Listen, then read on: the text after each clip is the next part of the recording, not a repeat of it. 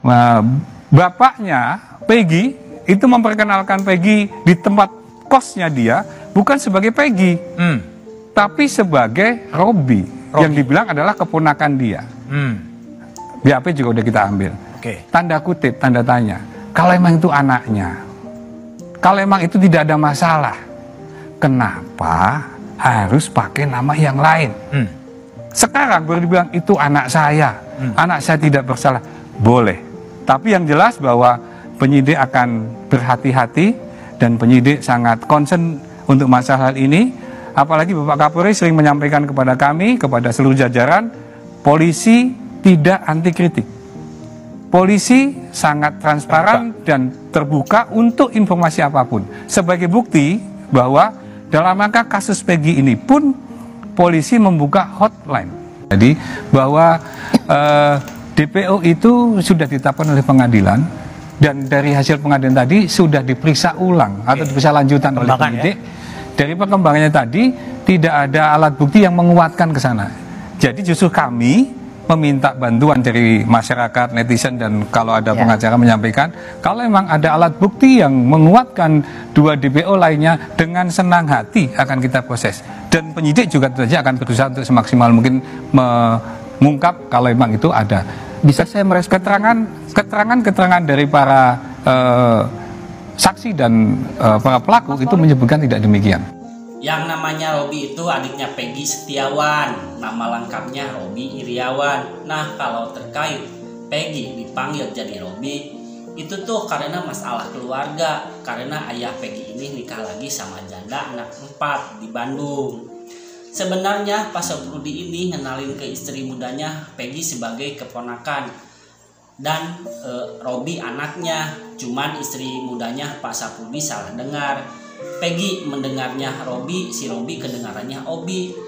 Walaupun Peggy dipanggil Robi, itu kan bukan bermaksud untuk menyembunyikan si Peggy. Kan itu sah-sah saja walaupun dipanggil Robi. Bahkan Presiden kita juga Joko Widodo, tapi kebanyakan masyarakat memanggilnya Jokowi. Itu kan sah-sah saja. Kita juga harus tahu yang namanya mengubah identitas itu bagaimana. Kalau mengubah identitas itu kan KTP-nya yang berubah nama, tapi nyatanya kan KTP masih tetap namanya Peggy Setiawan. Lalu ijazah juga yang diambil atau disita oleh Polda Jabar itu kan atas nama Peggy Setiawan. Rapor juga Peggy Setiawan, artinya sama dengan KTP. Pada intinya supaya menjaga keharmonisan keluarga dari istri pertama, jadi tidak ada unsur lain seperti yang diduga oleh orang-orang di luar sana. Tidak ada motif merugikan orang lain. Dan itu juga dilakukan dari 2008, sedangkan perkara yang ditujukan saat ini ada perubahan semenjak dekat ke 2016. Lagian sih Pak Saprudi ini main nikah-nikah aja tanpa izin istri pertama. Nah, terkait barang bukti yang ditampilkan saat konferensi pers Peggy di Polda Jawa Barat kemarin, sebenarnya itu belum kuat. Itu bukti apa sebenarnya? Karena cuma KTP, ijazah itu kan sama Peggy Setiawan. Sedangkan barang bukti hasil kejahatannya itu tidak ada. Atau misalnya sidik jari, terus visum hasil spermanya siapa, itu harusnya yang dirilis. Kalau ijazah KTP apa bisa kuat untuk membuktikan perbuatan Peggy? Itu kan nggak ada hubungannya dengan pembunuhan. Seakan-akan penyidik ini mencari-cari terus kesalahan si Peggy karena kurang kuatnya bukti yang didapatkan kepolisian. Beda sama Ibtu Rudiana yang kini entah di mana keberadaannya. Seharusnya Rudiana ini dimunculkan ke publik dan disuruh berbicara. Kan harus transparan, jujur, dan adil. Bukannya ujug-ujug berdasarkan hasil pemeriksaan Ibtu Rudiana dinyatakan tidak bersalah. Ibtu Rudiana sebagai ayah korban semuanya sudah diperiksa oleh Propam maupun dari Itwasu. Mengapa dalam pemeriksaan Ibtu Rudiana diposisikan selaku ayah korban? Jelas tidak ada satu butir pun dalam kode etik profesi kepolisian yang Rudiana langgar ketika 4 jenis etika Polri dihadap-hadapkan ke Rudiana selaku orang tua korban atau ayah Eki. Apapun itu, karena pemeriksaan mungkin sidang etik diselenggarakan secara tertutup, maka tidak ada yang bisa masyarakat sanggah. Mekanisme banding pun hanya disediakan bagi terduga pelanggar, yaitu personil Polri sendiri, jadi terpatahkan segala dugaan publik. Yuk, mari kita mencermati etika kelembagaan pejabat Polri, khususnya terkait larangan dalam penegakan hukum sebagaimana yang dimuat pada pasal 10 ayat 2 pada Peraturan Polri tahun 2022. Pertama, Rudiana di dalam laporan kepolisian yang dia buat pada 31 Agustus menyebut kedua korban ditusuk. Secara kontras, laporan pemeriksaan dokter umum tanggal 27 dan 28 Agustus 2016 dan dokter forensik 6 September 2016 sama sekali tidak mencantumkan ihwal penusukan apapun pada tubuh kedua korban. Tapi pasca pemeriksaan Propam dan Itwasum, Rudiana tidak bisa lagi dianggap merekayasa dan memanipulasi perkara yang menjadi tanggung jawabnya dalam rangka penegakan hukum. Rudiana juga tampaknya tidak akan terbukti membuat laporan palsu pasal 220 KUHP.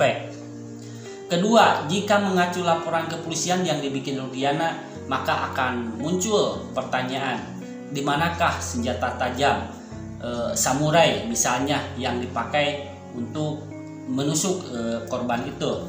Entahlah. Pastinya pasca pemeriksaan Propam dan Itwasum tidak boleh masyarakat berprasangka bahwa Rudiana telah mengurangi, menambahkan, merusak, menghilangkan atau merekayasa barang bukti. Dan yang ketiga, terpidana Anak Sakatatal mengutarakan berbagai bentuk kekejaman yang ia terima dari pihak-pihak yang ia sebut sebagai polisi selama menjalani pemeriksaan. Tapi pasca pemeriksaan Propam dan Itwasum, klaim telah terjadi penganiayaan serta-merta terpatahkan. Pencabutan keterangan dalam BAP yang dilakukan sekian banyak saksi pada waktu belakangan ini juga tidak boleh dicurigai sebagai pertanda mereka diarah-arahkan atau ditekan oleh interrogator. Keempat, Rudiana saat peristiwa di tahun 2016 lalu menjabat sebagai Kasat Res Narkoba Polresta Cirebon. Pada sisi lain, media mewartakan Rudiana justru pihak yang menyelidiki, menginterogasi dan menangkapi sejumlah orang yang dianggap sebagai pelaku pembunuhan berencana atas Ananda Eki dan Pina. Padahal peristiwa dimaksud merupakan pidana umum, bukan kasus narkoba. Saat mengumumkan hasil pemeriksaan oleh Propam dan Itwasum, Kadif Humas Mabes Polri menyebut itu Rudiana sebagai ayah korban. Terlepas dari itu, sangkaan halayak luas bahwa telah terjadi sejumlah konflik kepentingan dan hilangnya objektivitas pada diri Rudiana harus ditepis jauh-jauh. Dengan kata lain, pasca pemeriksaan Propam dan Itwasum, terlarang bagi siapapun untuk menilai Rudiana melakukan keberpihakan dan menangani perkara. Alhasil, suka tidak suka atau setuju tidak setuju, mari kita aminin saja kesimpulan pemeriksaan Propam dan Itwasum Polri. Saya Omen O, begitulah kura-kura.